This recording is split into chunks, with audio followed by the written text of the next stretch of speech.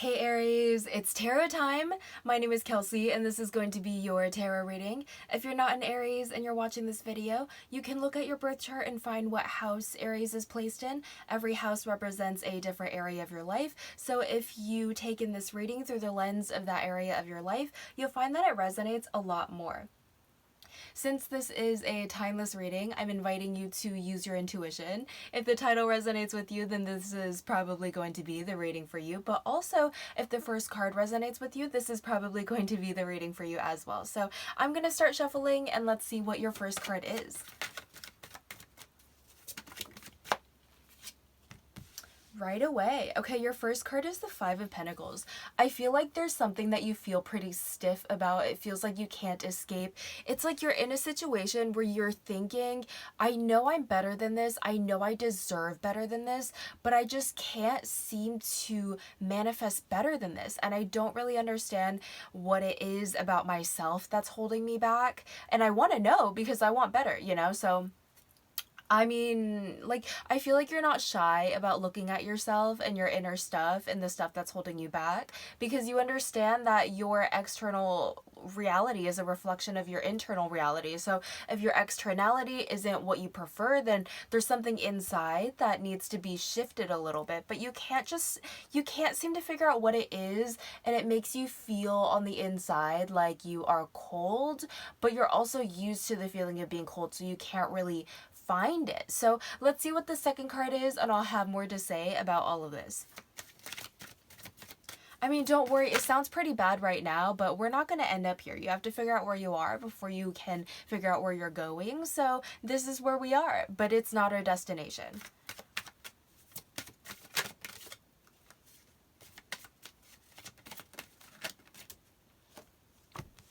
All right, your second card is the High Priestess. There's something that you feel like you are bad for doing, but you naturally do, and it's actually good. Like, so basically for me, one of the things was to trust my own instincts and my own intuition over my parents' instincts and their intuition and their upbringing. So I was raised with the notion of your parents are always right. So if you go against them and trust yourself, you're doing something wrong. You're doing something bad. So every time I chose to trust my intuition, I felt so much shame because it felt like I was doing something wrong. There's something that you're doing that you want to do, but you keep getting, it's like a burn, it's like a hit of just an ouch of, okay, I was taught that was wrong. But also, if I listen to my gut, this is the way that I want to go, you know, this is what I want to do. But then the external world makes me feel like I'm wrong for doing so. It's kind of that situation, and that's what's holding you back.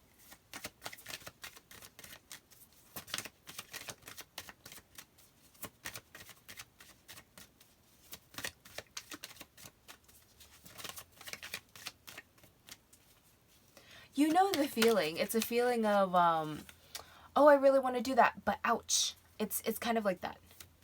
And then your mind kind of picks up, maybe you get some anxiety, you get some oh, maybe this is bad for me, maybe this is wrong for me, maybe the externality is right for me, but actually it's the exact way that I'm meant to be going. And the anxiety, like, you know, when you're really cold and you get into a hot tub or something, it feels terrible at first, but then you know, relax because the warmth is what you need. It's kind of that same feeling of when you listen to your intuition and your environment, you know, makes you feel a burn or like an ouch.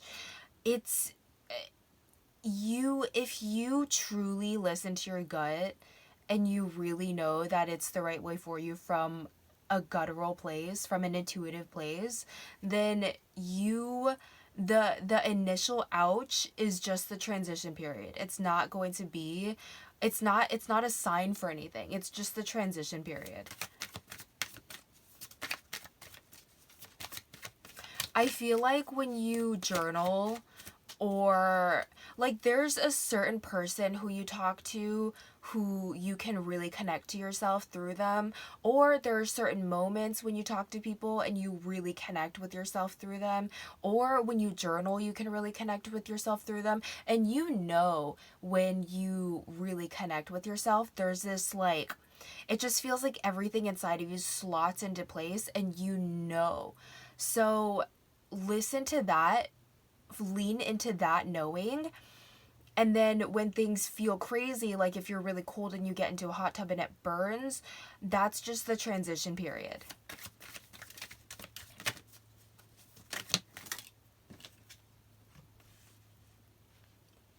All right, so your next card is the Two of Wands in reverse and also the Justice card in reverse.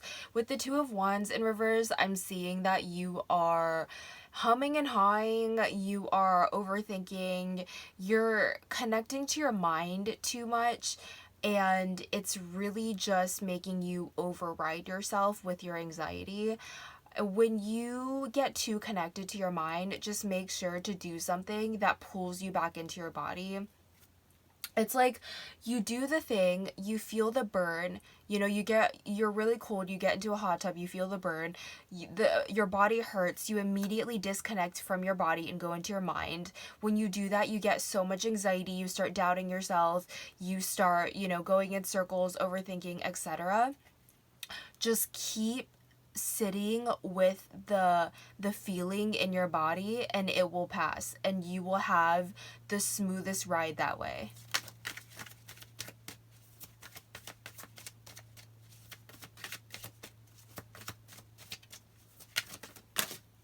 Okay, you just got a bunch of different cards. I'm just gonna probably take these cards and maybe we won't. I mean, your bottom of the deck is pretty good. I don't think we'll have to go into the bottom of the deck.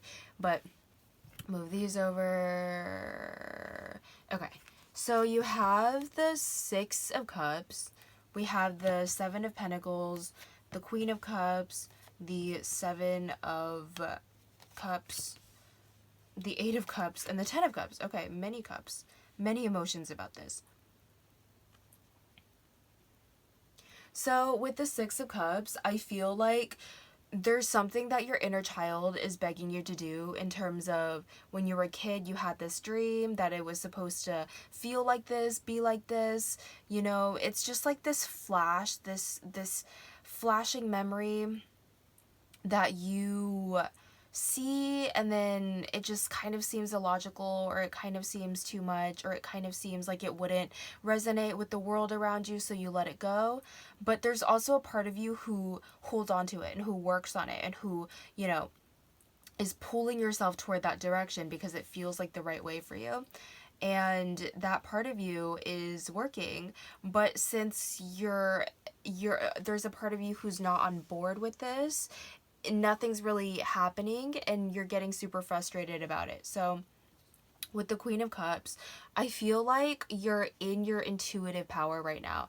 Your intuition is very strong right now when it comes to where you want to go, and also what you need, and also what you need to do. So listen to your intuition and learn to distinguish that from your feelings, because your feelings are your feelings are recalibrating. So your feelings right now are the snow in the snow globe that's shaken up. That's how your feelings are. They're not settled yet. So don't act on any of your feelings, because they're not going to be with you for the long term if you just sit with them and feel them. I don't know where I read this, but somewhere someone said that if you just sit with your feelings, like if your feelings are at a 10 and you sit with them, they'll actually go away, versus if your feelings are at a 10 and you're like, oh, that was terrible, I don't want to feel this, I don't want to feel this is, you know, awful, and you try to suppress it, then they'll go back down to like a 7 and they'll stay there because they need to be felt so that they can be released. So make sure that you're feeling all of your feelings so that they can be released. You know, the Seven of Cups to the Eight of Cups. And then you get to the Ten of Cups. So this looks like you're releasing a lot emotionally. Just make sure that you are acting and knowing upon this inner gut feeling that you have, because your gut feeling is really, really strong. So when everything, you get flashes of clarity. So when you get a flash of clarity, write a message to yourself, write a note to yourself about what that clarity is, so that when your feelings are driving you insane and you're, feeling all of these things, you can go back to the knowing and use that knowing to ground yourself as you allow your emotions to pass. And then you'll get to a state of feeling deeply, deeply calm on the inside and deeply settled on the inside, just feeling really secure. So, right now, it's really imperative to know that your feelings, if you allow them, can really lead you astray. So just treat them as the snow in the shaken up snow globe and just wait for them to settle, because that's what your soul really needs from you. So I'm going to leave this reading here. I hope that this was helpful, and I will see you in the next month. Bye, Aries.